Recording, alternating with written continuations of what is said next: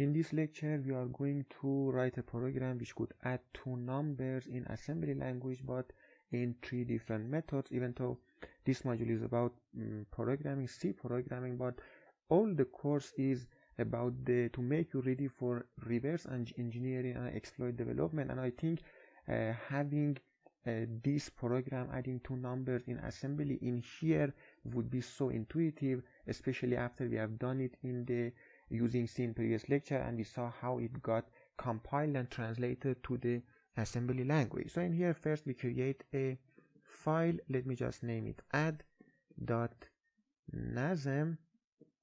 and we create all the directives, the global start. You should be familiar with all of these things. If you don't know, please review the assembly module, the last module. Now section.text, and the start entry point would be in here. Now the first method would be something called immediate addressing. You provide the values of the two numbers directly into the register.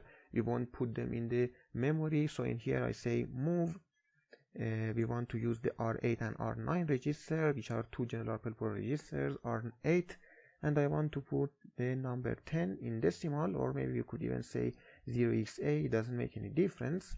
In the second instruction, I say move R9 and let's say 20 or 0x14 in hexadecimal, and then we say add R8 and R9, and I said that you are already familiar with this method. The second method would be the use of the memory, that like always you would put the registers inside, put the values inside someplace in the memory, and then use them at the time, and then bring them into the register when you want to do some operation. But in the second method, you want to use the stack structure in the memory. So in here I would say push the number 0xa into the memory, then I want to push 0x14 in the memory, and then I say pop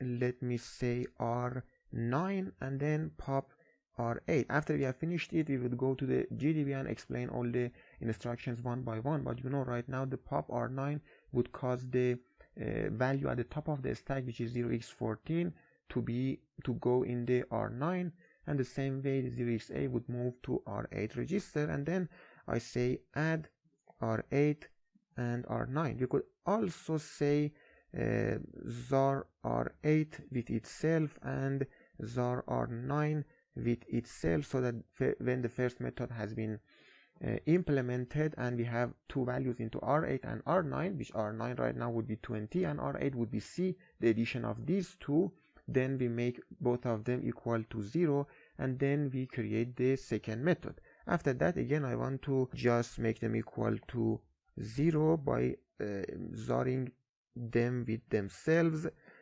and now we want to create the third method. But the difference between actually, let me just write the third method and then I explain about that. First, I want to restore the RBP value, so I say push just RBP, any value that it is in the RBP I want to get moved to the stack, and then I want to say move the RBP and RSP. I want to move the current value of the RSP, which has been updated by pushing the RBP inside the stack.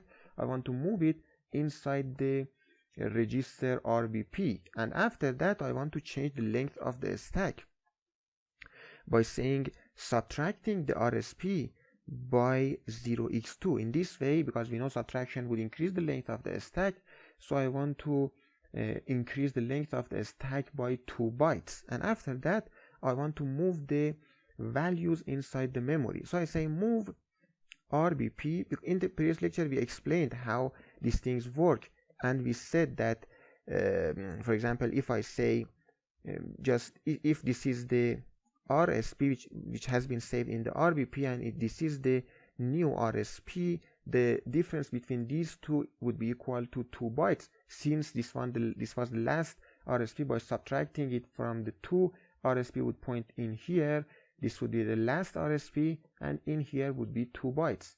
So what you are going to do, I want to say move a value which is 0xa inside a place in the memory, which would be RBP minus 0x2. And again, you should always pay attention to the how a stack grows, we know that it grows towards the lower addresses. Therefore, we want to say 0xa to be saved in this place, RBP minus 0x2. Also, I want to save the 0x14 inside the RBP minus 0x1. But the thing is that in the assembly, we should always correspond the size of the operands in the source and in the destination. And the thing is that we should always configure the destination. So what I mean is that right now, if I say this, how should it get to save in the memory, the 0xa? Should it occupy 4 bytes, 10 bytes, 20 bytes? Because the starting point of where I want to put the 0xa is RBP minus 2. But how many bytes do I want to 0xa to occupy in the memory? Well, in here we should specify it. I want to say byte RBP minus 2. In this way, 0xa would be encoded using just one single byte. After that, I want to do the same thing, this time for 0x14. I want to save it inside the RBP minus 1. Now this has been created, and after that we would want to just pop them inside or move them from the stack to another register. So let me just say move. If I say RAX, for example, or if I say R8 in here and then RBP minus 0x2, what happens is that the move would look at the destination. Destination is 8 bytes, right? So 8 bytes, which starts from RBP to 8 bytes later, RBP minus 2 to 8 bytes later, would be saved in the R8, because always the destination specifies how many bytes should be moved to it. So if I want to say that I want 1 byte to get moved to R8, like this, that this was the destination, we specified that I want the 0xa to be encoded using 1 byte, the same thing would happen in here.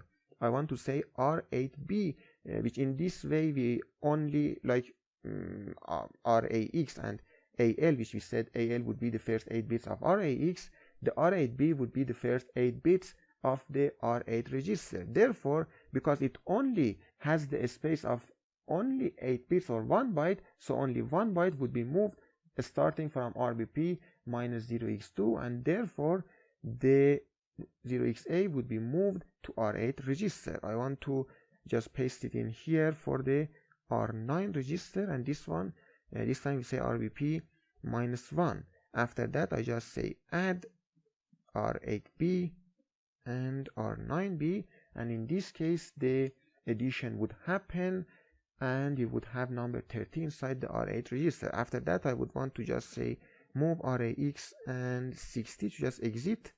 Move, I think the second argument would be, the second register would be RDI, so I say RDI and 0, and then syscall to just easily exit. Now I press Ctrl O, hit enter, Ctrl X, and GCC, or just NASM because it is in the assembly. So NASM if elf64 add.nasm -o add.o, then we use the linker. If you see we don't have any problem, which means that, well, it's okay. Then we say add.o -o and then add, and finally we execute it, which you won't have anything print on the screen because we didn't want to print anything. I just wanted to write it and then step through it in the GDB.